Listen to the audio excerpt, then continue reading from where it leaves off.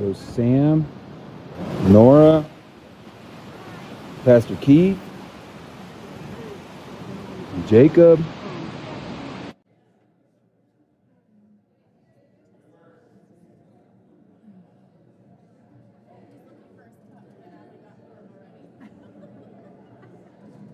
All 3 hours.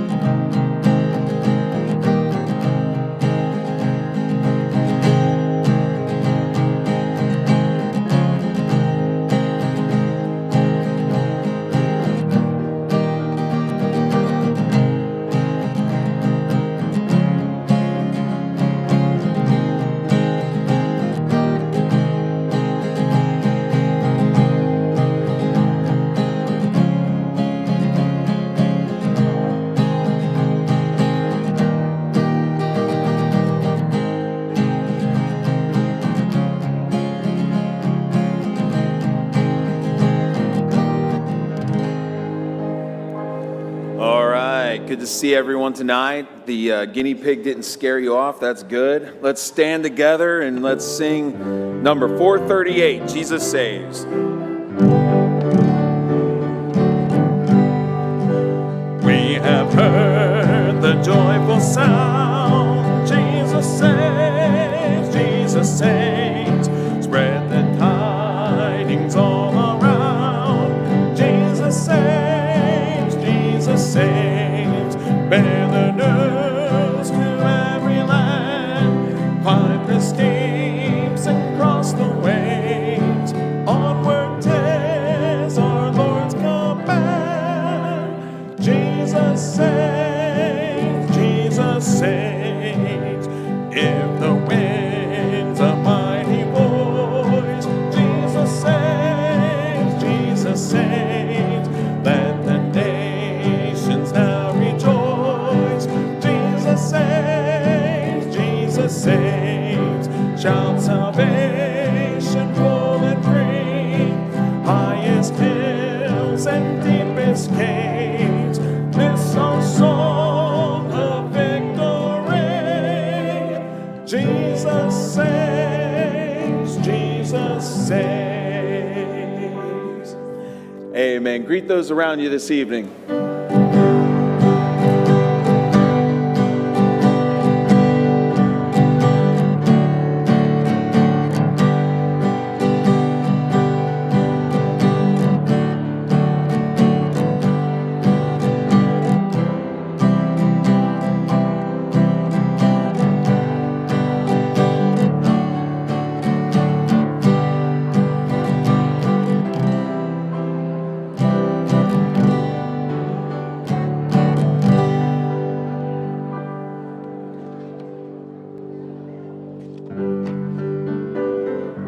For 344, grace greater than all our sin.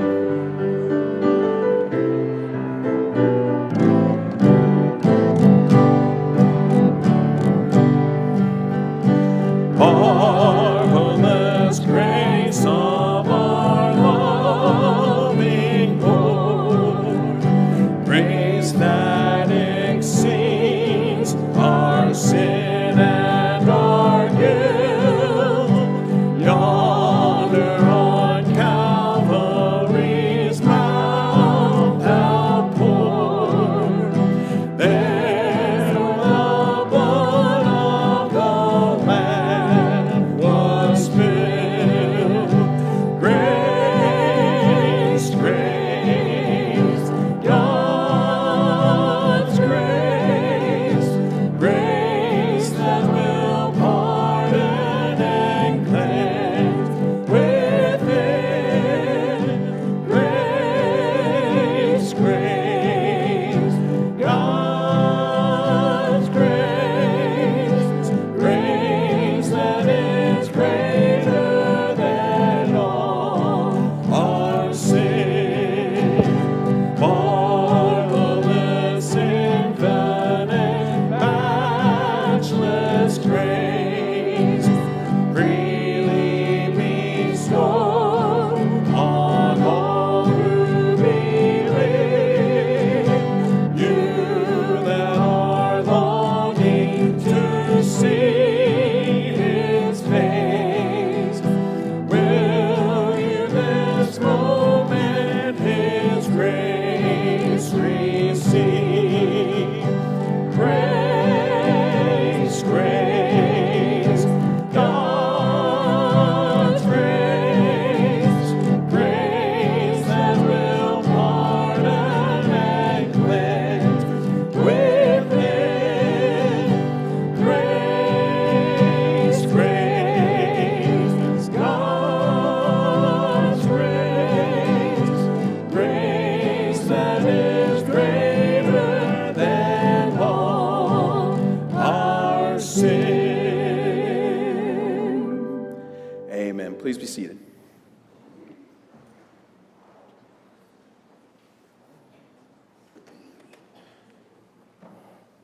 Well, thank you for being here tonight for this service, and looking forward to our mission reports from our three different teams. I want to thank you all for your kindness to our many guests that we had this morning. What a wonderful service that was to see those young men follow the Lord in believers' baptism. And I appreciate you speaking and talking to all of them and welcoming them to the service.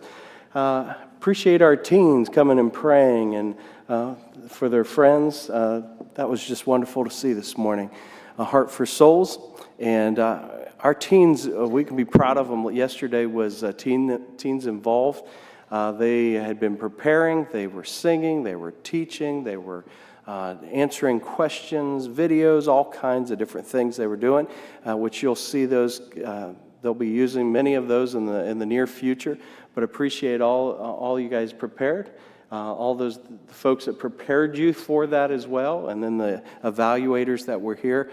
Just a great way. We got that idea, Brother Brent got that idea from Glen Estee. We used to go over there and do that with them, and they stopped doing it, just some change in leadership there, and we decided, hey, we can't let this stop, so we continue to do it here at Friendship, and it just grows each year, new categories, so I appreciate that and their time and effort. Look through the bulletin if you weren't here this morning. A lot of good things coming up. Shoe boxes need to be here really tonight. You can, if you forgot, bring them tomorrow morning. Tomorrow's the last day for them. We need help. Brother Justin needs help with doing visits for folks that have just moved into our community. It's a pretty simple one. It's just, hi, how are you? Welcome to the community. We're Friendship Baptist Church. We've already sent them a mailer welcoming them. This is just the second step, inviting them to come be part of one of our services here. What else do we have? Men's Steak Dinner is this Friday. Come on out to that, men, at 7 o'clock. We're going to have a great time. Looking forward to that. The ladies have an event coming up as well. That is on December 2nd, but you need to be signing up for that. Now, is there a price for it, or they just need to sign up? Okay, you can sign up for that over in the West Foyer there. That would be great. And last one, the Nativity. If you'd like to have your Nativity set displayed for the night of the Nativities, make sure you get a hold of the folks involved with that. You can see in the bulletin all the details for that. I'm going to go to the Lord with our prayer requests.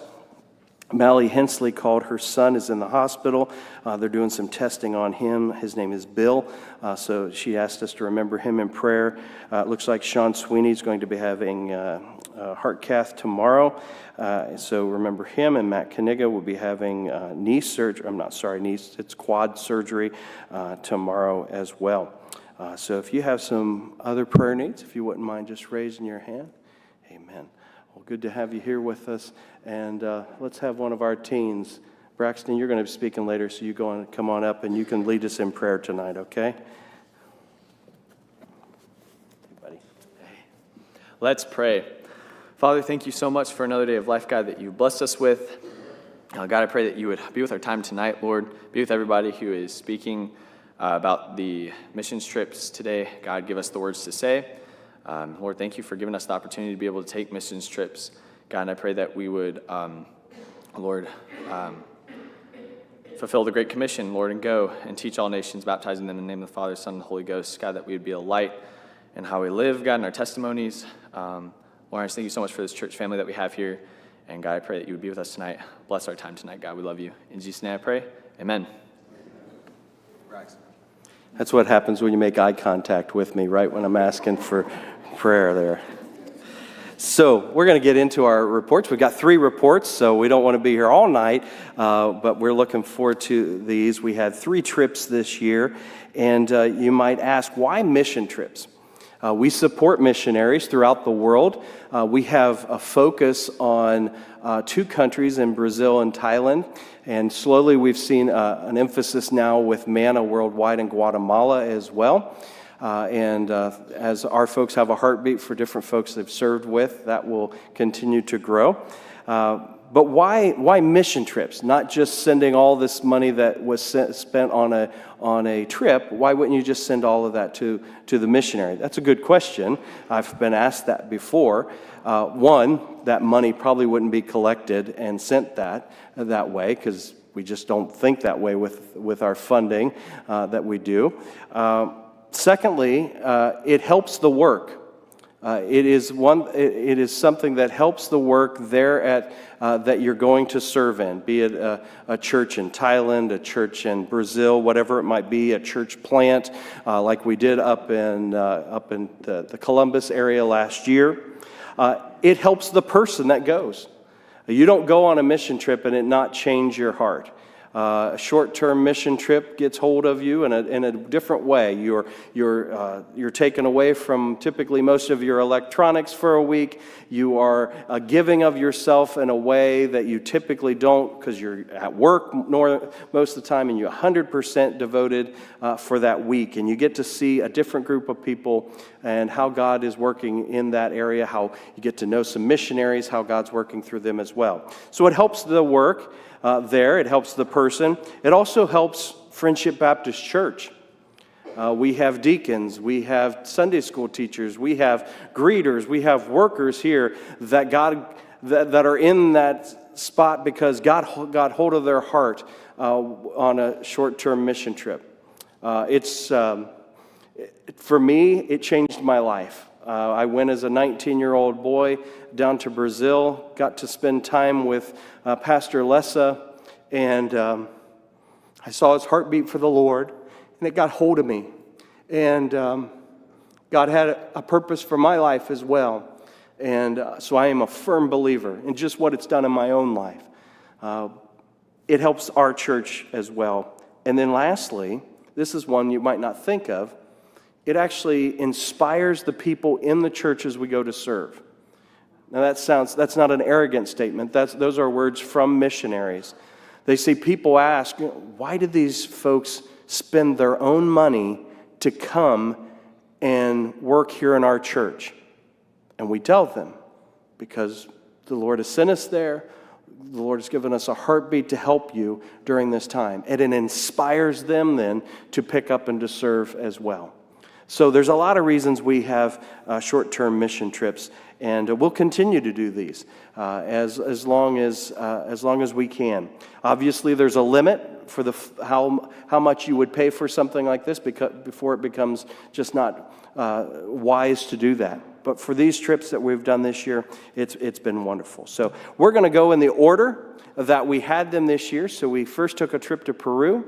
We had a group that went to Guatemala, and then a group that went to Thailand. So we're going to start with Peru. I'm going to turn it over to Brother Matt.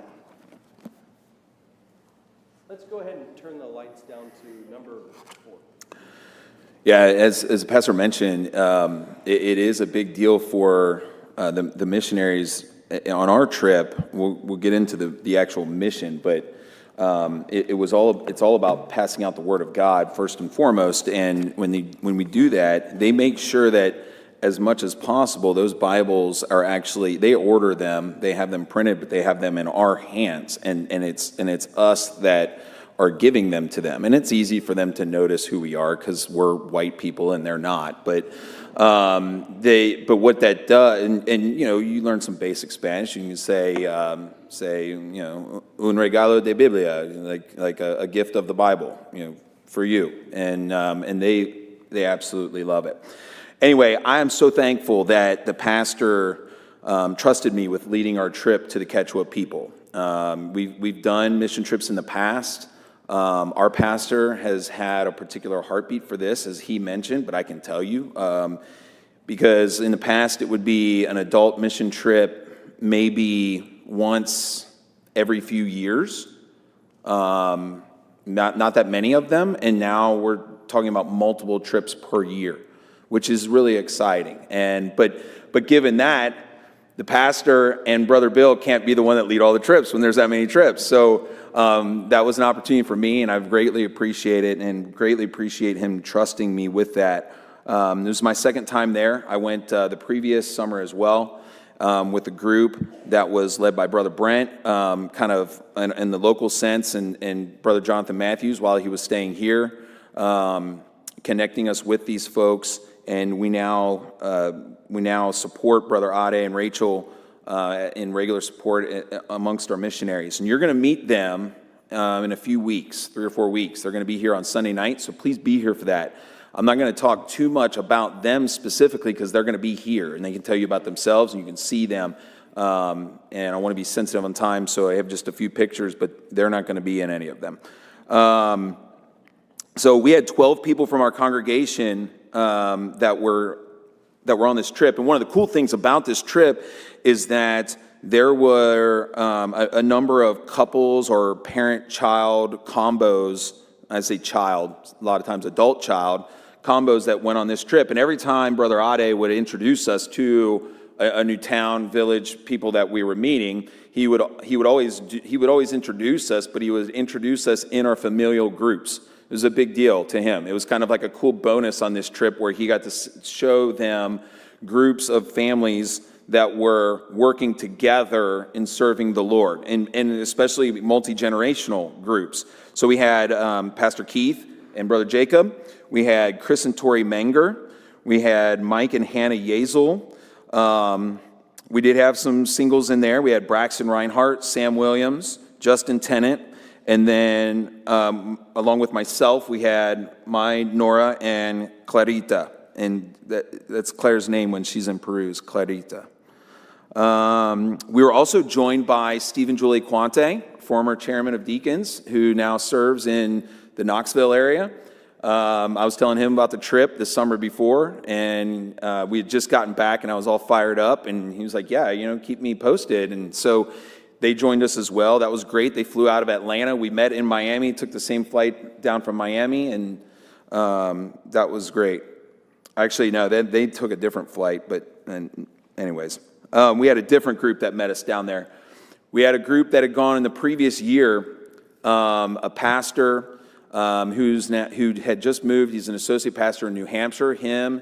His senior pastor, the man, his name's Jason, his son, another church member from New Hampshire came, met us in Miami, and we flew down together. And then also someone from his previous church, which is in New Jersey. So on this trip, we had 12 of our own people, and we had two former members from Tennessee. We had 4 people from New Hampshire, 1 person from New Jersey, all coming together. A lot of the people had never having met before, and it was just amazing how fast everyone gelled, with the same mission and focus. It's just really, really cool to be a leader of that trip and kind of just sit and watch that happen. I was so proud of our people. Some of the challenges, so some may say this is like an advanced level trip, but that's only because it's really physically taxing. And so the first thing actually taxing about it is the travel. So we meet at around 7:30 on Monday evening at CVG. And we fly out of there. And then we fly into Miami. We were a little bit delayed in Miami. And then we take a flight from Miami to Lima, Peru. We had some delays in Miami. We ended up landing in Lima around 6, 7 in the morning. Just making sure they're paying attention. And then immediately following that, an 8-hour, really grueling bus ride to our home-based city of Huaraz. And Huaraz sits... So Lima is basically sea level, and Huaraz sits at 10,000 feet. Now, for some perspective, people think like Denver's really high. It's like the mile-high city. Huaraz is almost twice as high in elevation, and that's the bus ride that we have to take just to get to like the base of where we're going to be. Lifting your fork and eating dinner is tiring when you go from sea level to 10,000 feet. It's really interesting how that happens. But one thing that was nice is because we had such a big group, they had to get a bigger bus. And that bigger bus ended up being this big, like, cushy, it was a double-decker bus with, cushy seats that recline. And we thought we were really living high society on that, because the year before, it was rough. It was really rough. But that travel is kind of tough. And... then there's the hiking, of course. So on our first full day in Huaraz, at 10,000 feet, we drove in a bus another 2,000 feet up, and that was the trailhead. And then we went from 12,000 feet to nearly 15,000 feet in the space of 2.5 miles. So if you've hiked before and you can get a picture of that, we are talking about some serious slope. this is the drive. This was actually a drive on the way to Juarez. This is our group, our full group, if you can see them. And this is a valley that is actually pretty high up in elevation already. You go through some hills, and if you've seen pictures of like the wilderness in Israel or like Afghanistan, it looks like you're going through those kind of like rocky mountains, no vegetation. And then we ended up in this pretty valley, and it's a really good picture spot. From there, we kept going and higher and higher and higher, and we end up in Juarez. Now, the first day when we're there, we take a practice hike. And so the practice hike is the toughest hike of the trip by design. And Brother Ade even asked me, I think Brother Ade's, maybe he's been doing this for a while, and he's like, maybe we don't have to do the really hard one. And I said, no, let's do it. We need to do the hard hike. And so I'm just going to give you a little video clip I took actually on the way down. And you can start right here.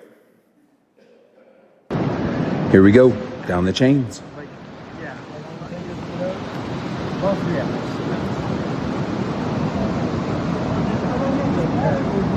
How was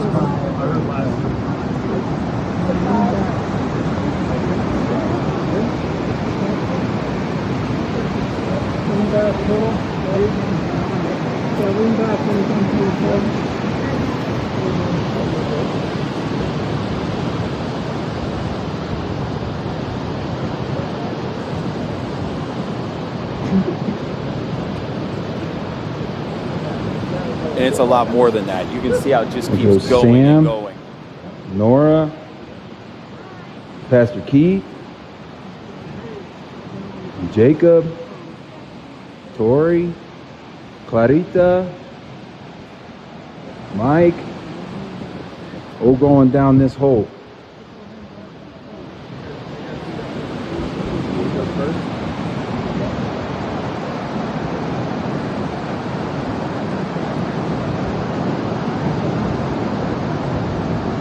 It's a good crew. It was a good crew. All made it up, and that was a good thing. But you can see how slow going it is at some of these parts. I mean, that's the worst part. But just at the top of that set of chains is one of the most beautiful things you'll ever see. A lake that exists at 15,000 feet, fed totally by a glacier. It's just absolutely amazing.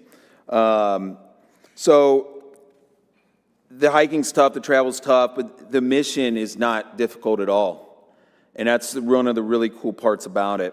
The Annex ministry is through Wycliffe Bible translators, and their ministry is described as scriptural exposure.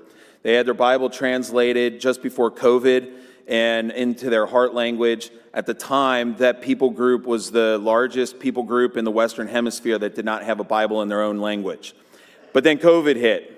And they have this Bible, and they need to get it out into this huge people group of about 2 million people. So once COVID is over, they need to get going and get it out. The places are so remote, it's kind of hard to get it there. So in the last few years, they finally built roads to most of these villages now. But when these trips first started, they didn't have a truck that could take the Bibles to the villages. So they would actually strap up cases of Bibles onto a train of 30 donkeys to go from village to village to village. And then at each village, they'd have to find a place for the donkeys to graze on grass and all this stuff. Now they can take a truck and they can go to each village, but we still hike. Why? Because while we go from village to village, there's still people, and we run across all these people. So as we're walking, we actually have 2 horses that go in the back that Brother Ade refers to as the ambulance. If you get hurt, you twist an ankle or whatever, you ride the horse. But also the horses are loaded up with cases of Bibles, and then we just keep cracking open cases of Bibles as we meet more people. Go ahead and go to the next. Yeah. So just kind of skipping ahead, the very first village we went to, you can't really see him very good, but I picked this one because I wanted to see where we were. So Pastor Keith is on the right, and just on the other side of him is Brother Ade. And I wanted you to see the people, their kind of outfits. It was cold, it was evening, night was coming on fast. And we're right in the front courtyard of the local Catholic church building. And that is every time. That's pretty much how it ends up working out. I have another cool picture I didn't put in here because I have too many of. So Pastor Keith is preaching. While he's preaching, every time he went to a scriptural reference, he went to this other guy that I'll get to a picture to in a second, Yepo. And Yepo is reading the scripture reference directly out of the Quechua Bible. And then also Brother Ade, who's doing translating. This is a really cool moment. And as trip leader, I got to sit there and just take all these cool pictures of Pastor and preaching in cool places, which was a blast. Let's go ahead and go to what's the next one. So this is an example. I just picked one picture that would be an example of who we might run across when we were going from village to village. Now you can see these ladies, they wear these shawls, these pieces of fabric. Those things do everything. If it's a younger lady, that thing is carrying a baby. Or carrying produce. If it's an older lady, most likely carrying produce or keeping them warm. If you read in the like Leviticus or something, and it says like you can, if you lend money, like you can't take their coat or whatever, I don't know, whatever the word they use. Like this is what I think of. This is like critical for them. This is like necessary equipment. They wear this every day, everywhere they go. When you go to the table out there to get your guinea pig or your magic juice, Angie's going to have one of those things she bought in the market just like that laid out on the table, and you can see it and see how cool the fabric is. So after we finally left the Wadaz, we stayed 4 nights in tents and 1 night in a hotel, using the word hotel pretty lightly. There was no heat there. It was about 32 degrees freezing. It was cold. And, we wore lots of layers of clothes and blankets while we were sleeping. But then, and we also were in the tents for 4 nights. Pack up, go to the next place, do the same thing all over again. At evening, when we get there, we watch the Jesus film. And if you've never seen it, it's something they made, it looks like it's from like the 70s or something, but it's a movie, so they like it. And they have it translated with, like, Quechua subtitles in it, and I think they speak it in Quechua too. And then we preach and we sing. Every time we sang Amazing Grace. As I thought about it, I thought that is a great song to talk about the need for salvation and the Christian life that we live going forward, and how graceful God is as He works in us through all of those points in our life, and then looking forward to the hope that we have in eternity. I take too much time, so I'm going to skip forward. So this guy right here, this is one of the things that God did. I have a section here. What did God do? So this guy is Yepo. Imagine you may have heard of him before. We mention him a lot. But imagine having someone that's your friend who spent 40 years of his life translating the Bible. That's that guy. He was just a regular dude doing projects around a house and looking for work, and found work at the home of a Southern Baptist missionary that happened to be in the city wherever he was at the time. He got saved. He started hanging out with him more. He started working for him more. He kind of became like his personal guy. And the Southern Baptists kind of left their emphasis in that area, and they still have some property there, but they really don't do much there anymore. A lot of the churches that they planted still exist today, and you wouldn't know it. I mean, they're just run by nationals. They're just evangelical churches that are just run by themselves, for the Lord, serving the Lord. But Yepo, when he got saved, it was real, and he had to change life. And he ended up in this project that when Wycliffe came in, they heard about him, and he ends up working with them. Coolest thing about Yepo's story, and he's so humble, he didn't even mention it. It wasn't until a pastor specifically asked him a question to ask about his radio ministry, because he heard about his radio ministry. So this guy had started a radio ministry because it's really the only way to communicate across these crazy mountains. And this is decades ago. And they got to the point where they had no more funding because they had to rent space on the radio, just like our church does on Sunday mornings. And so they were out of money. So the very last week before they ran out of money, he said as part of his broadcast, hey, it's been nice. this is our last week. We're out of money. And some little girl that would listen to this every week with her mother, it sounds like so crazy that it can't be true, but I mean, it's a true story. So this girl goes to her mom and says like her prize like sheep that she was raising. And she said, can I sell my sheep and then give the money to Yepo so that they can keep the ministry going? Obviously, the rent for the radio station wasn't a lot, but no one had anything. And that's what she did, and that's what Yepo did. And it kept it going another week and another week for a few weeks, and then from there, they never had any need for money ever again to keep it going. They're now syndicated across 12 radio stations in that area in the mountains. So, I mean, it's just absolutely just magnificent story about what God did. I mean, we hear that and we're inspired. One of the first towns we were in, it was cold. It was the coldest night we had. And there was a lot of worry about whether people would go into the building we were having the movie in. We usually do it outside on a projector. But it was really cold, so they went into this local evangelical building. I think it actually was built by Pentecostals a long time ago. And there was a lot of concern that the local townsfolk wouldn't go in there because a lot of them are Catholic, or they don't want to be seen by Catholics going in there. So we were praying for that. And the place was packed. It was awesome. And then the sound system fried because the electric current going through the walls was like crazy big. And all of their sound couldn't go. And the people still stayed. And then the street dogs started fighting and barking and just going absolutely crazy outside. And the people still stayed. And we gathered and we actually prayed that God would shut the mouths of the dogs. Just ask them to just tell them to shut up. And they did. And we never heard them. And the people still stayed. And we preached. Movie wasn't there. They preached.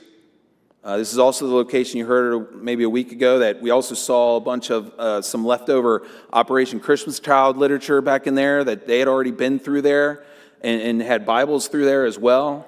And we got to kind of overlay that with the preaching. And it was just an awesome thing. I mean, God did so many things. I couldn't even list them all. It's like the end of the book of John when he says about all the things that Jesus did, couldn't fill volumes on the shelves. And that's kind of how I feel about this trip in a smaller way. What other pictures did I have in there? Because I need to stop. So here's another thing. So we had a USA versus Peru soccer match. I think you probably know how that went. But I will tell you, we do have some people with some game. Like, I didn't know, like Hannah Yazel is a baller. I did not know that. And on the soccer field, I'd seen her play basketball. I did not know that. Sam Williams, he's crazy with his feet. He's really good. We had some good people. We held our own. It's like pickup basketball here.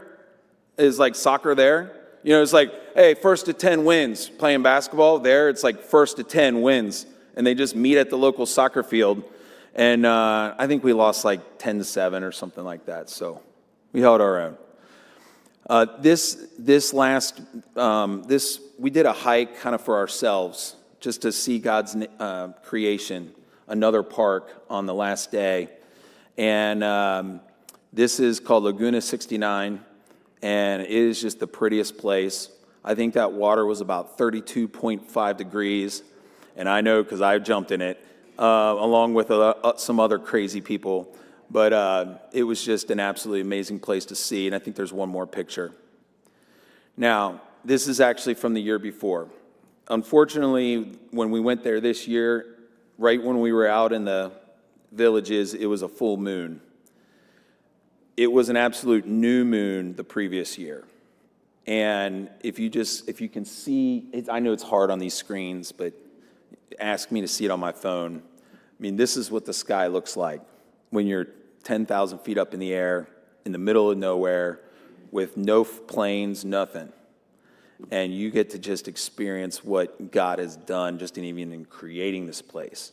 And you see what he's done on the trip, and you end up in awe. So, you might not be able to go on these trails, may do this kind of travel, But if you're interested in participating in that, we may take another trip, not this coming year, but maybe in 27, maybe some other year. Please see me. And if you can't do that, but you're interested in contributing personally, financially, please see me, because it costs a lot to get there. But once you see what God does, it's worth every penny. We're going to have, very briefly, Braxton's going to come first since he's already up here, and then Tori's going to talk as well, just a few minutes. Come on up here, Braxton. Now, Braxton, there was a couple of, I'll just say this, there was a few work crews that were like, they have these all-female work crews there at like government sponsor. I don't know, it's like, in America, it's like a WPA project, but it's a bunch of women like chopping down trees and stuff. They love this guy. They think he should be like on the cover of a book or something. I think it's because he's tall and has blonde hair and they've never seen it before, and they just thought he's the bee's knees. But anyway, go ahead, Braxton. Yeah, I'm probably on like 30 middle-aged women's phones. Like, I'm going to walk through the villages, and they're going to be like, there's the guy. I was telling you about him. But, dude, Matt, that's an amazing man. Getting to know him across the trip was really cool. Like, I saw a part of Matt in everyone that I'd never seen before. Like, he really has a heart for the people of Peru, and it was just such a blessing. I mean, he kept us going, kept us energized. Loved getting to know him and serving with him. Super encouraging. But yeah, physically taxing, that was nothing. No, I will say the first hike was nothing compared to the last hike. Like for me, the last hike was way harder. There was a kilometer, whatever that is in miles, like 0.6 something.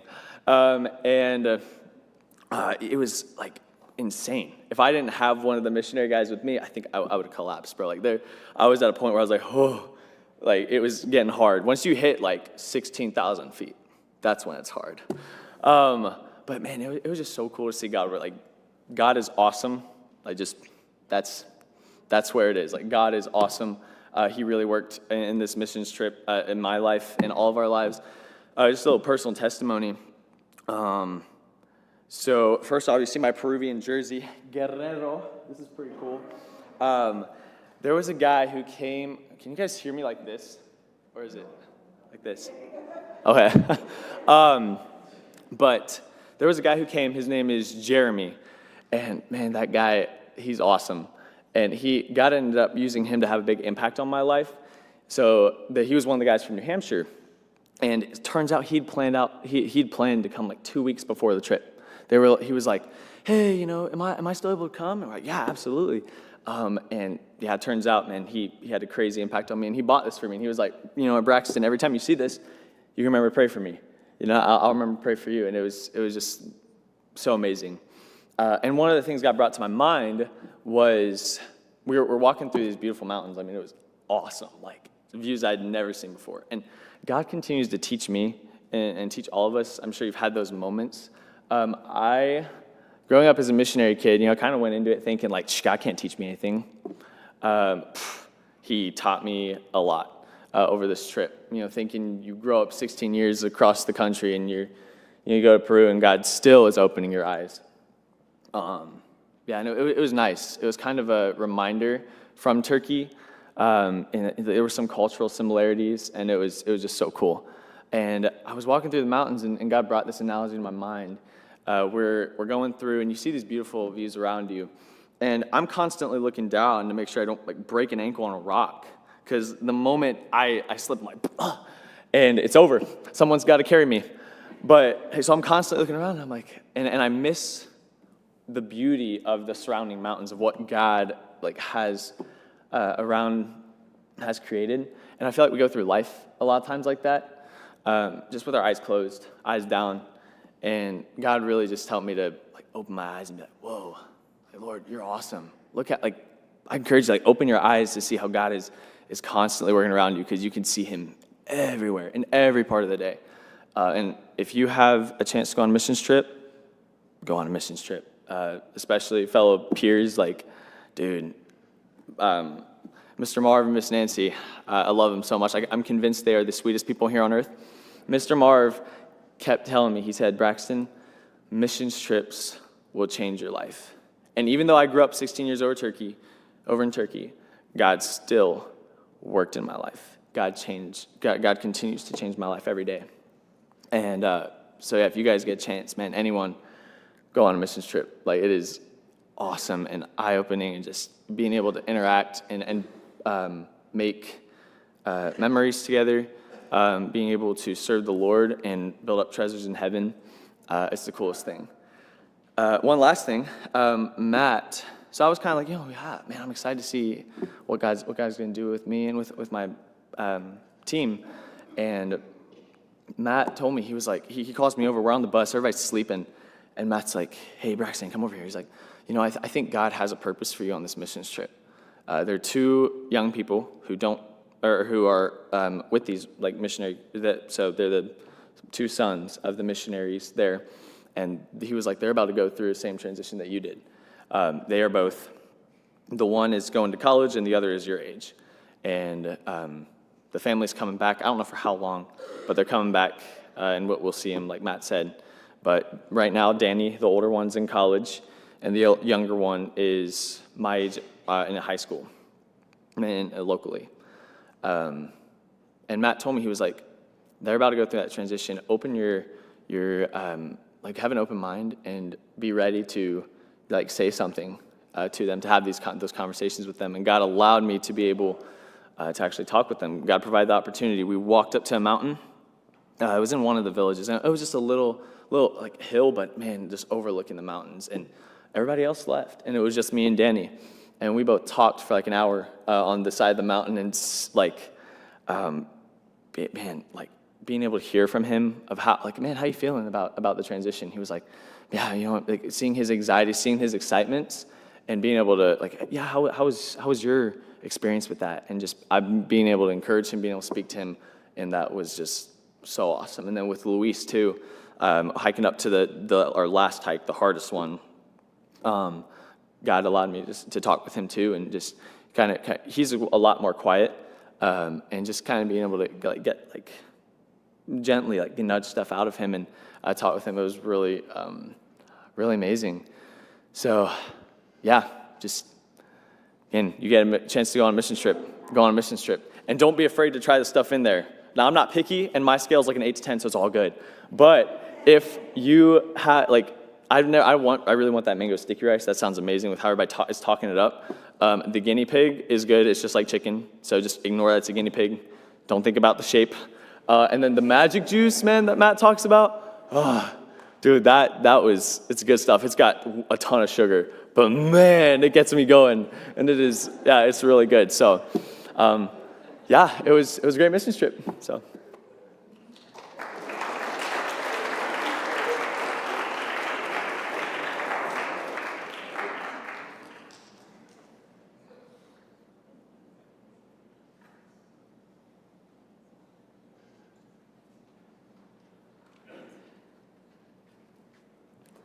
Hi, everybody. Sorry, I've got to listen to 2 separate Peru testimonials for our trips this year. I promise to make it short. Most of you guys know me, but if you don't, my name is Tori Manger. My husband, Chris, and I went on the trip to Peru this year. We actually, back in 2024, when they announced this trip was coming up, actually all of the trips this year, Chris and I sat and had a conversation of like, which one we thought might be more something that we would want to do. We were considering, what trip. So we love hiking and camping. And, we figured that there is no better way to suffer for the Lord than by not having access to a shower for 2 weeks. Thank you for the pity laugh. I am also one of the crazies that jumped in both of the lakes and had an absolute wonderful, wonderful time with everyone that went. Getting to know everyone, including Braxton, a little bit more. Kids, an absolute blast. Was just amazing. The experience was something that I can't quite explain. Everything really just goes back to, for me, everything goes back to just how grateful the Quechua people are. And frankly, how spoiled I am. Having 4 walls on my house will never be taken for granted again. We not only have an abundance of food, but safe food and water. I learned from Rachel, one of the missionaries, that every child there has intestinal parasites. I grew up drinking water from a garden hose and never had to think about that, because even our garden hoses have cleaner water than some of these people do. One thing I could never fathom as a struggle here in America, something that I would never have to worry about, would be not having God's word in my language. Reading my Bible daily is something that I have grown to cherish, and I'm so thankful for that privilege. Being able to provide that to others by just handing them God's word in their language was so special. And I pray that our team brought encouragement to these people, that God is the same in Quechua as he is in Spanish and as he is in English. These families, and particularly the older generation, were consistently in tears when being handed un regalo Biblia, a gift of the Bible. They were so very grateful, and I know that that touched my heart, and I'm sure it touched everyone's heart on our trip. The Bibles were passed out to as many families and people as we could find on these trails. You know, we're hiking up in the mountains, and you just come across people walking their ushas and their ashnis, their sheep and donkeys, and you just hand as many Bibles out as you can find and ask them, hey, take this to your family. The excitement on their faces when they recognized that the Bibles we had were written in Quechua. One evening, we were inside the municipal building, and after the Jesus movie, and we're all standing up there just holding our stacks of Bibles, and a couple of the little boys in the front row, I could hear them and see them speaking to each other, and they were like nudging each other with their elbows, saying, "It's in Quechua." Like I speak a little bit of Spanish, so not much, but it was so incredible to see just how excited they were. These kids were maybe 8 years old, just how excited they were to see a book in their language. I don't have the words to describe my own gratitude to be a part of God's work in Peru to the Quechua people. I will say that during a devotional, Pastor Jeremy asked us to consider ways to be salt for God on the trip, salt and light.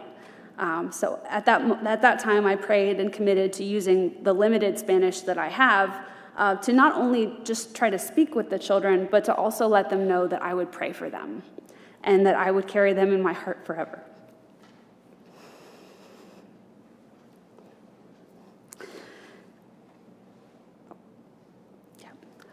I made friends with several of the children at a few of the villages that we had time to actually sit and talk.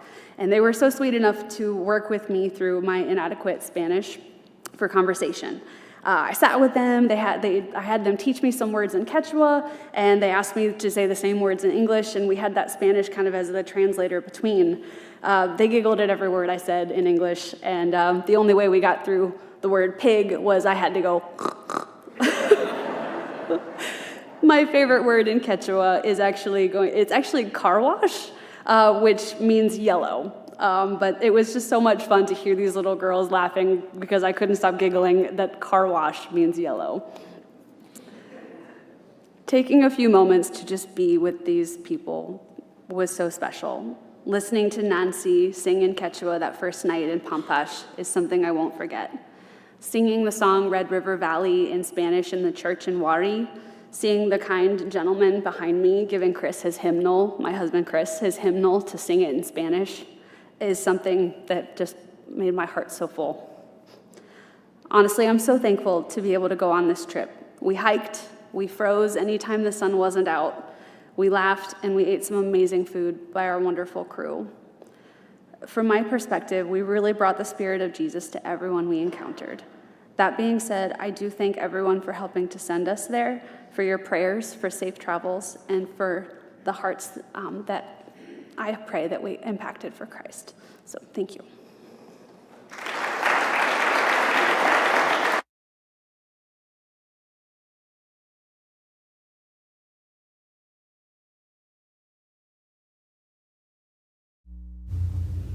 Our trip started very early on a Tuesday morning in July. 22 people were headed to Guatemala City, Guatemala, representing Friendship Baptist Church, to serve with Manna Worldwide.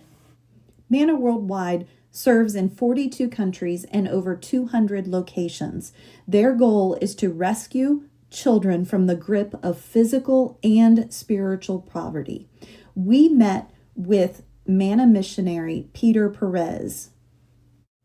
At Bill's urging, Peter took us on our first mission stop. We headed to the orphanage. We were able to spend the afternoon seeing some children and loving on them and playing some games. The orphanage houses children ages newborn through 17 years old.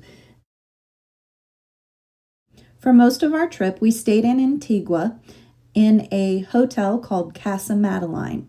Casa Madeline is a 5-star hotel that is run by Manna Worldwide and is used for mission teams. We did have beautiful views and a lovely place to stay while we were there. The next morning, we started by going to the grocery store so that we could load up with bags to make home visits later in the week. The next stop was to the bakery in San Lucas. These women make delicious muffins and treats and, of course, Guatemalan coffee for all of us to enjoy. We heard testimonies from Anna and from Maria about how Manna has made such an impact on their lives and how they are using their blessings to bless their community. Friendship collected over 70 backpacks, which we were able to give to Anna and Maria so that they can bless the children in their community further.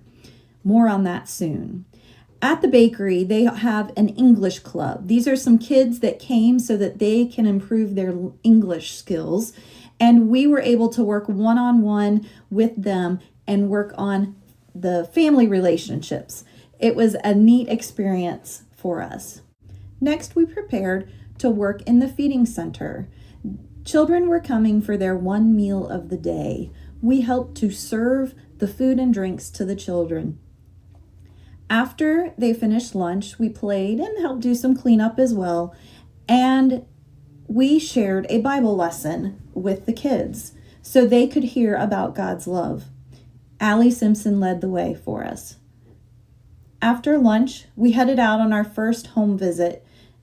The first visit was to Patty.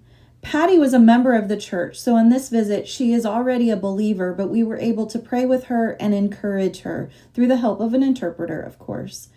Our second home visit was to Patty's daughter, Marcella. We again gave her food to help provide for her family for about a month. On our way to the third home visit, we passed the man, Jose, pushing his flower cart. Jose and Rosa have many struggles in their family, and we specifically prayed for their son, Hector. On day 3, we went to a traditional Mayan village called El Arado. The school would send the children down to the feeding center so they could receive a lice treatment for their hair. The treatment sat for 10 minutes, and during that time, they would have their feet washed. It was such a humbling experience for our team. After the treatment was rinsed out of the hair, the girls and the guys too would head in to have their hair combed, styled, braids for the girls, and sometimes they wanted to have their nails painted as well. While this was going on, we had a chance to interact with the kids, play with them both inside and outside on the soccer field and on the playground nearby. After treatments were completed, the children lined up for lunch at the feeding center. We assisted by serving lunch, meeting many children to love and play on. We shared a gospel presentation again and helped to create a craft, a cross necklace for the kids to take with them. We again continued on home visits, this time to Gloria. We prayed for her husband and their children. And the next home visit, Peter said, "I don't know where this child lives. Let's go follow her to her house." It was an adventure. Our team was willing to go wherever God was leading. Our church provided for 5 stoves to be installed in homes in Guatemala. Many cook in enclosed spaces with no outlet for smoke. These stoves have a ventilation system built in, and they are able to cook on a stovetop without strain on their backs. This is a rambutan or leeches. The outside is bright red with soft hair-like spikes, and inside is a white, translucent, juicy fruit with a pit that tastes similar to a grape. We found some for you to sample tonight. Day 4 took us to Rama Blanca. This is on the Pacific coast of Guatemala and has beautiful views of the beach. The sand is a black volcanic sand, and it is very, very hot on your feet. We again assisted in serving lunch at the feeding center. We shared a Bible lesson, had a craft, and played with the kids that we came in contact with. We also made 2 home visits, one to baby Marisol's home. Baby Marisol, at 1 month old, was having health complications and her mom couldn't afford the medication needed. We took a collection and were able to bless her mom that day. We also did another home visit in the area that day also. Our afternoon was the first time we had some leisure time and spent it enjoying the pool at the hotel there at the beach. The church service at Rama Blanca is held on Friday nights. Pastor Dago Barto came to do the service. As we prepared for the evening service, we enjoyed the views of the ocean and a beautiful sunset. Pastor Dago preached the evening service, and many in the community attended. Afterwards, we had glow sticks and fun time with the kids. Every evening, our group shared testimonies, worshiped together, and prayed for what God would have for us. We are thankful for Anna and the ministry at the feeding center she has at Rama Blanca, and for her parents, Dago and Carmen, for their ministry that they have at La Gomera, which is where we headed for day 5, meeting a man with an injured shoulder, and having him come to the feeding center with his wife and 2 children, where they heard the gospel message once again. We ended day 5 at the boys' home. This is a place where young men are being trained in skills so that they can go out in the world eventually. They are currently growing coffee, and they explained the process to us from growing to roasting, and we even got to roast some coffee while we were there. The boys' home is led by Nedden and his wife Raquel and their 3 children, in addition to the 6 boys who currently live there. There is a need for when they outgrow that age. On Sunday morning, since church would be at 4:30 in the afternoon, we took advantage of our time and went up to the Pacaya volcano. Some of us rode horses, some of us hiked, and we roasted marshmallows at the top and sang some worship songs together as a group. It was absolutely beautiful and stunning at the top of the volcano. Our evening service, we went to El Dorado again, and Peter Perez and his wife Kristen were there to lead the service. We are thankful for Giovanni. He was our driver and guide through the week.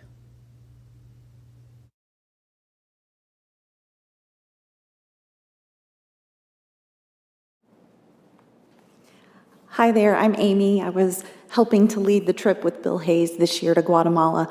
Guatemala has stolen my heart, and I want to show you some more faces of the people we met while we were there. The purpose of the trip to Guatemala was to love the kids. That was the goal that we went.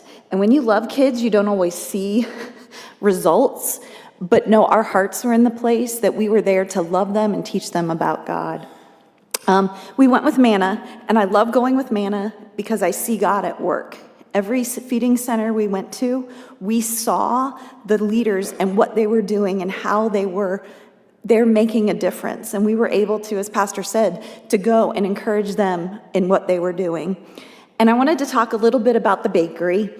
If you remember this summer, we asked for a collection of backpacks. And we were able to bring 70 backpacks there. They are not able to get a backpack that is durable and sturdy and will hold up, and that's why we were doing that.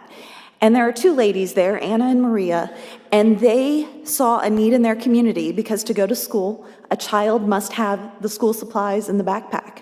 And that is what stopped many children from going to school. So they wanted to help, but they couldn't get the backpacks. So we brought the backpacks. They were going to fill them with the supplies and pass them out. Their goal the previous year was 250 backpacks, and they gave out over 500. So thank you for that. And the thing that Carrie said that just really got to me was, you're not just helping a kid go to school, you're changing a generation with one backpack. That gives such potential to them, and that is why we go. And I just want to say thank you. Thank you for supporting those of us that had the opportunity to go. Thank you for backpacks. Thank you for your support in helping purchase the stoves. Thank you for praying for us while we go, because we can't do this without your help and support. But we are going back to Guatemala next year, and if you are going, hey, I could go love kids, come talk to us. We want you to go. There is lots of love to give, His love.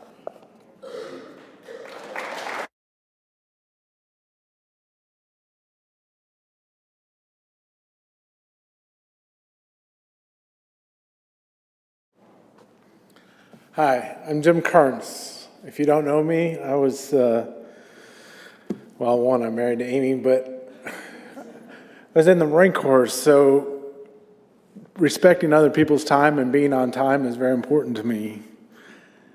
And this last trip was Amy and I's third trip down to Guatemala, and I love these kids down there. There was a picture of me and Santos, and Santos has had cancer. They had to amputate his leg to save his life. And but this kid with one leg, we played 21 is what I used to know it. When you play basketball and you shoot and the guy behind you shoots and knocks you out, you could call it knockout.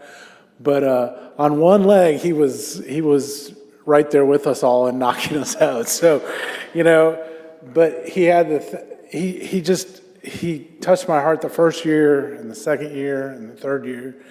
But the thing about all these kids, they live in just, not the kids at the orphanage as much, but the kids that we see at the feeding centers. You go into their homes and they live in poverty, and that little bowl of rice that they get with some protein in it is all the food they might have for the day. But they're always smiling. And, they love to see us. My whole point is that this was my third trip. And I love playing with the kids, and I love doing that. But this trip, the missionary poured into me. I wanted to get deeper into what it meant to be down there. I wanted to know, what can we do? And so I was introduced to Guatemala time. So even though Pastor Keith only gave me 10 minutes and my lessons on Guatemala time, I guess it's going to take longer.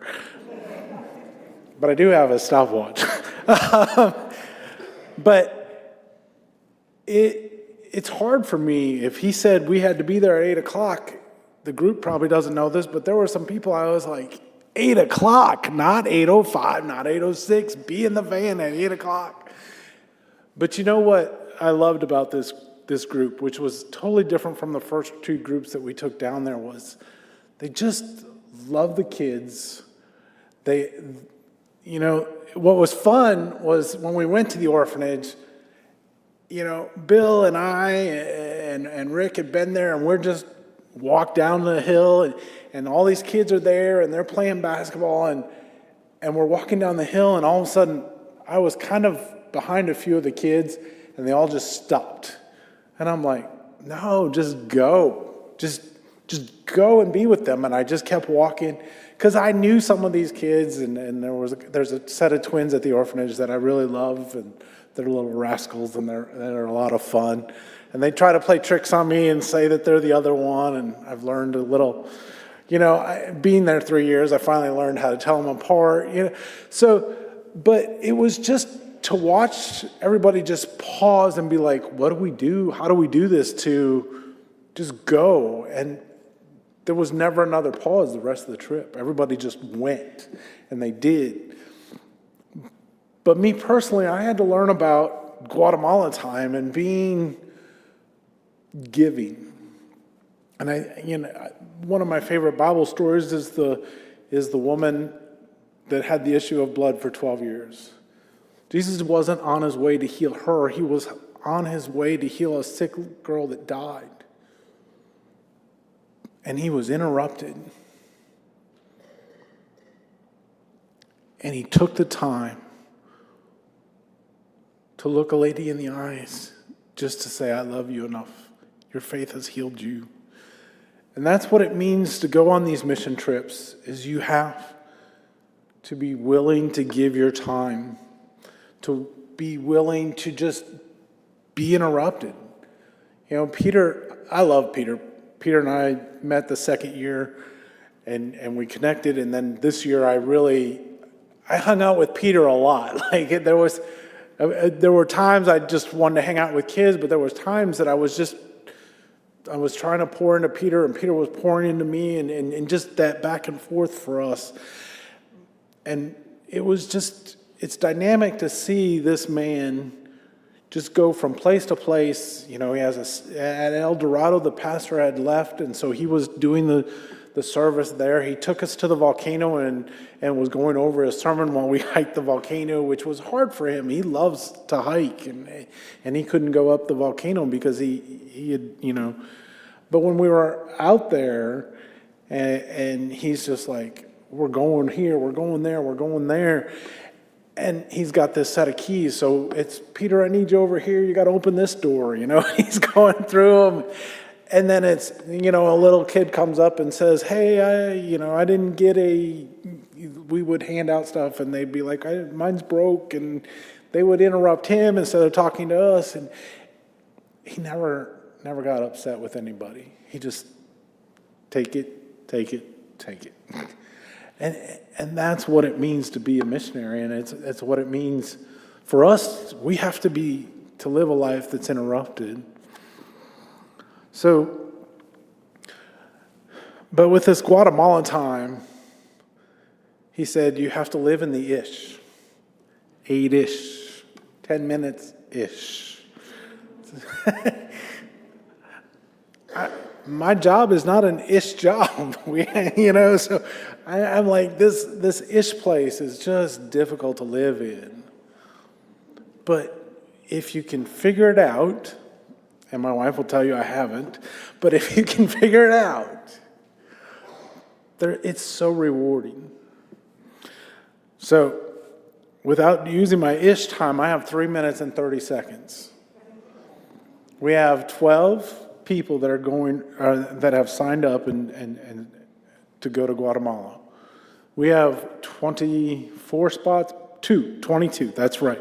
24 just pushes us just past the van's limit. So 22 people. So that means there's 10 spots left.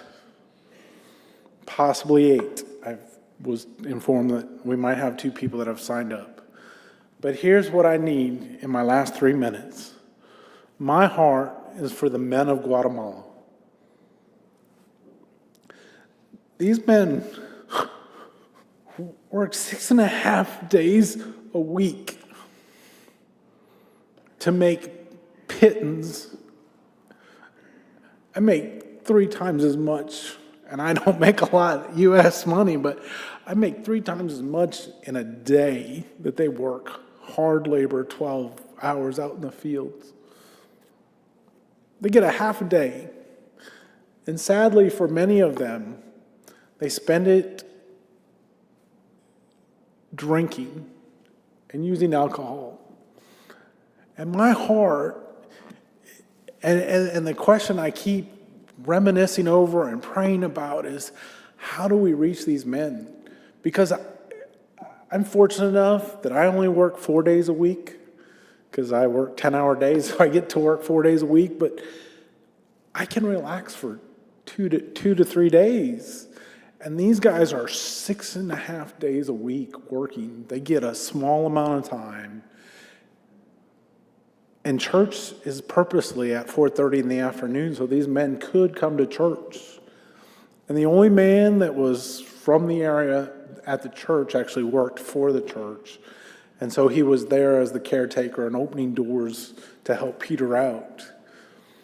there's a need for the men. We love the kids. The kids is so easy. That's the easy ministry. And helping the mothers and that, and watching the kids that went with us and the others that went with us and watching their interaction, that was great. But my heart is for the men. And one of the things, these stoves are heavy. And Rick and I and Bill, Peter's like, let's go do like all these stoves. I'm like, Peter, I can't.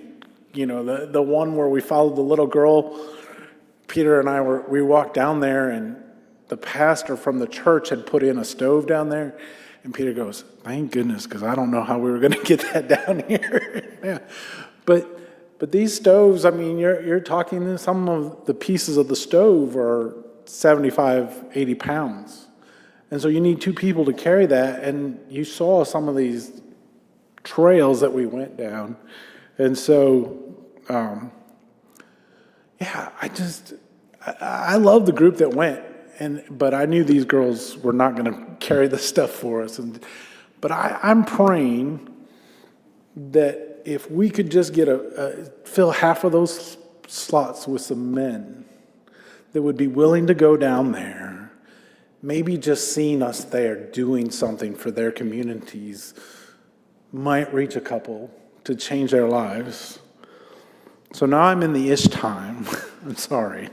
I'm only 15 seconds in. But that's my prayer, that we could get some in. And I'm telling you, I want to go on the Peru trip. I really do.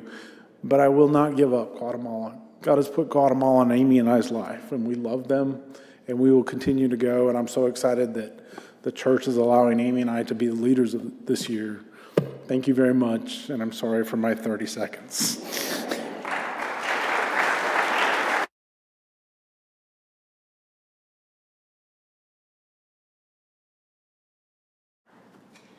Scott's going to come up and share about our Thailand trip. We were with Ricky and Tammy Salmon, and their sons Shane and Katie are now missionaries down there as well.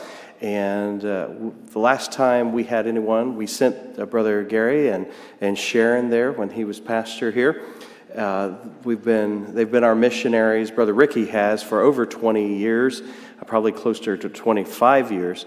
And we were able to go in September, just had a wonderful trip. Going to turn it over to Scott to tell you about it. Sawadee Kap. That is the traditional greeting if you're a man. Sawadee Ka if you're a woman. They don't shake hands over there. Their alphabet looks nothing like our alphabet. They drive on the wrong side of the road.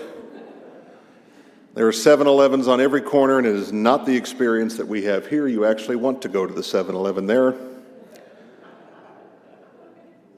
Buddhism runs their culture. And so it was an interesting thing to not only have to face a different language and different customs and mannerisms, right? The trying to be reserved to not shake hands because they don't know what you're doing. To know that this is how you greet people. And it was just an interesting thing for me personally. I had not been on a mission trip with the church since we went to Brother Ferris out with the Navajo, which was 2001, I think, somewhere around there, early 2000s. And Jill and I were chatting. You saw Jill and Avery in the Guatemala presentation. We've been chatting about we want to do something. We need to go, and we had our hearts kind of set in two different areas, but we were able to do it. And so why not, after a long period of absence from mission trips, pick the one that goes to Southeast Asia. So that's what I did, and many of the folks on our trip, probably their first time there as well. We do have a video, and I know that time is of the essence, and so this has been pre-recorded, so that way it keeps me on track. I know we have mango sticky rice for you here afterwards. It's not something that crawled into Matt's suitcase. So we hope that you'll really enjoy that. So I'll just kind of talk us through a little bit here as we go through the video. We're not going to pause it for additional commentary, but about 8-minute video or so. Let's go. So the trip was a long one. We had to leave from Cincinnati. We were delayed twice to get to Chicago, but that's the entertainment that American Airlines offers. So 13 and a half hours from Chicago, we end up in Tokyo, and then another 6 to Bangkok. So quite a long flight, series of flights. Bentai Baptist Church is where Shane Salmon pastors. First day there, we are getting kind of the marching orders of how the trip is going to go. But one of the things that he does is he takes us into the Buddhist culture. And we get into the temple grounds that are around, and they're all over within the city of Bangkok. And he takes us into these temple grounds, and we're, at first, we save the sightseeing for the end of the trip. But this wasn't sightseeing. He wanted us to really understand that this is a cultural thing. This religion isn't just something that they just decide to do. It's part of their culture. Had an opportunity to eat lunch, Thai meal. There's your mango sticky rice. So we've got that ready to go. Bangjak Baptist Church, this is where Brother Ricky pastors. It is amazing the amount of service and outreach that they do within their communities. And again, the Buddhist influence in that world, that part of the world is just insane. Pastor mentioned this morning that even taking the Lord's name in vain here, you at least know the name of the Lord.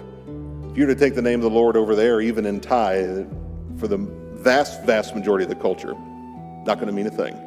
This is where the king lives, the Grand Palace. And we spent some time really just understanding this is what this world is all about. It's riding a tuk-tuk, the gamble taxis. And we spent a lot of time getting our minds wrapped around that over here, the work of the gospel is deliberate, yet it's slow. Because there is a cultural hold that I have to do merit. I have to work to achieve this nirvana. And so we really worked within the culture. This is a coffee shop near our hotel, and ended up running into a local Thai girl who had accepted Christ 2 years ago because of the work of a Korean missionary there. This is a school that we were able to get into. Imagine that over here. Getting into schools to go teach people English. And then within that English, they would ask us questions about our hobbies and our music. What do we like? And the one question was always at the end, what is the most important decision that you made in life? And then that would give us an opportunity to talk about following the Lord. And then they would have to get up and present. What did the person that you interviewed, what did they say? And so they would have to get up and tell their folks the important decision that we made in life. This is the second school that we were able to get into. This place was nuts. About 100 kids. It was loud. We were like screaming. I think this guy is congratulating me on my English. We've got Pastor. You had weather right on vocabulary, or seasons or something. Conception. Like we have these vocabulary time, and then we would do these questions. And every time we're telling them what the most important decision was that we made in life. Brother Ricky was hosting an English club, starting this English club out of this school. And that bus, they said, hey, we're going to have the bus out here if anybody wants to go to English club. 10 kids came. And here we are. Here's playing with the kids, doing different games at English club at Bangjak Baptist Church. We had an opportunity to pour into the ladies there. There was a ladies' conference. And Miss Leanne absolutely preached the mango right off the sticky rice.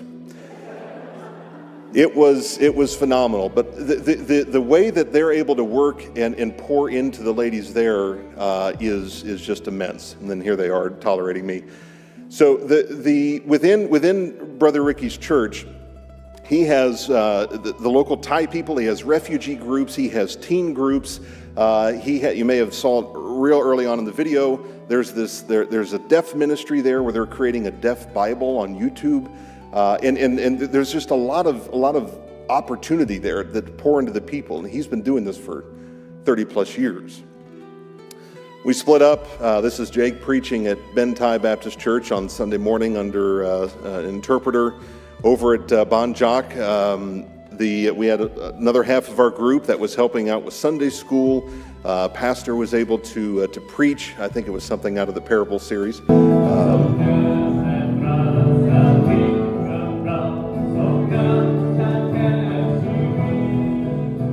Here he is there preaching. Some of the music was some of the same songs we sing, but in Thai. And it was really interesting. A lot of the group commented on just hearing those things together, English and Thai being sung. This is a local night market that we went to. This is the Afterglow with the Ben Thai youth. Yes, that is what it looks like. You can get all your fill of bugs and grasshoppers there. This is some of the boys that we met. They're refugees. I still get text messages from them asking Bible questions. And so just even halfway around the world, been able to pour into their lives. Here we are over at Ben Thai doing some cleanup work, sanitizing the nursery toys, cleaning the chairs. You saw Pastor cleaning the windows there. He wasn't the only one. We were all cleaning windows. Painting where we needed to. Hannah Kane was leading that. Painting happy trees as well where they needed to. Don't worry, it dried all the same.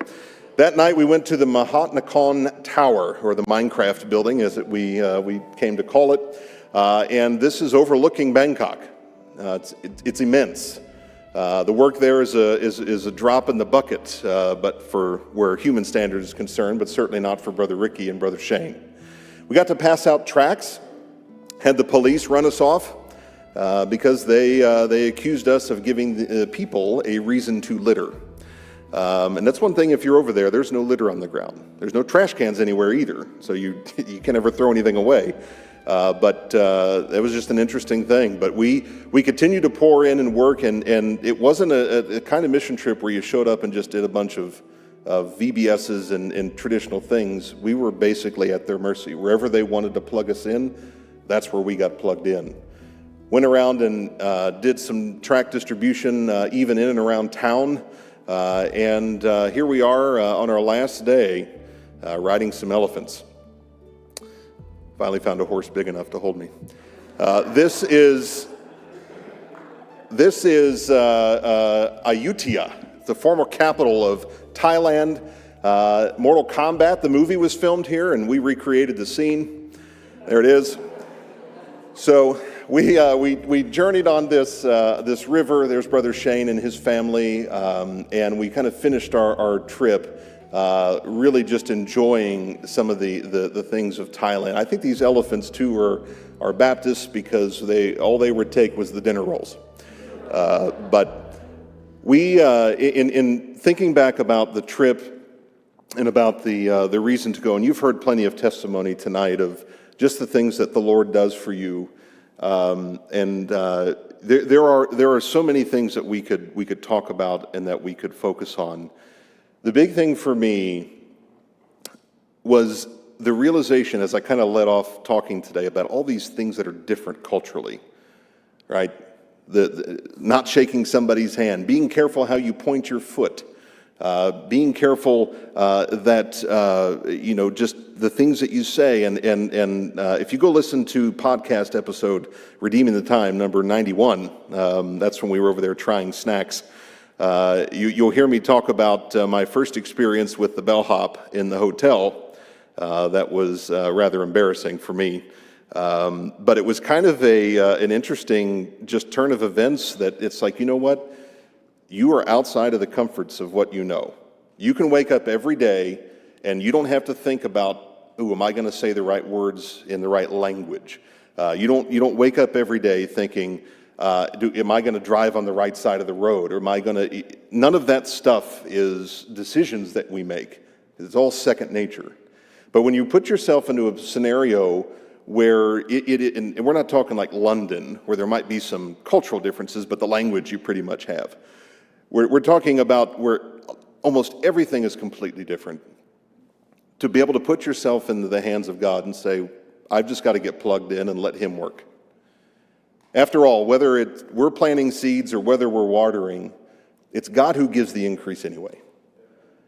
And I think as we look back on all the work that we have been blessed to be a part of with these mission trips, these aren't vacations, right? Yes, we have memories, we enjoy the time that we have and the blessing that God has given us to be able to afford to go on trips like this. But at the end of the day, it is a small drop in a larger bucket that God is at work in and around the world.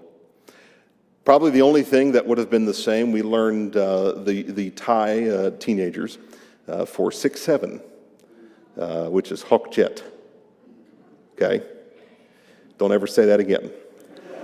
If you don't know what that is, I don't either. But apparently it's something the kids say today. With that, do we have anybody that's going to be? Okay. I will turn it back over to Pastor. We appreciate the opportunity to get to present tonight. Come enjoy our sticky rice, and it will amply repay you. Thank you, Brother Scott. Thank you to everyone that took part in this tonight. Get just a small taste of the different trips that we're taking. This coming year, we will be heading down to Brazil. There's a group of men that are going down there in January to do a construction project. We'll be back in Guatemala, and then we have a trip going to Scotland in July. So next year, we'll have a slate of other ones that we'll be presenting for 2027. To talk about Thailand for just a moment, I've never, I guess maybe outside of the Navajo Indians, but yet we were still in America, I've never been in a culture that was more than majority, literally the entire nation, 97+% another language. And Buddhism was the culture in general. It permeated the government, all of the holidays. We take this for granted being in a Christian nation. And imagine the opposite of that. It is a Buddhist nation. And the culture trying to reach someone for Christ and asking them to accept Jesus Christ, it is a decision that we celebrate here. And your parents might not be Christians, but they at least, okay, we know who Jesus Christ is. We've heard the name Jesus Christ. When you ask someone in Thailand to accept Christ, they're denying everything of their family heritage.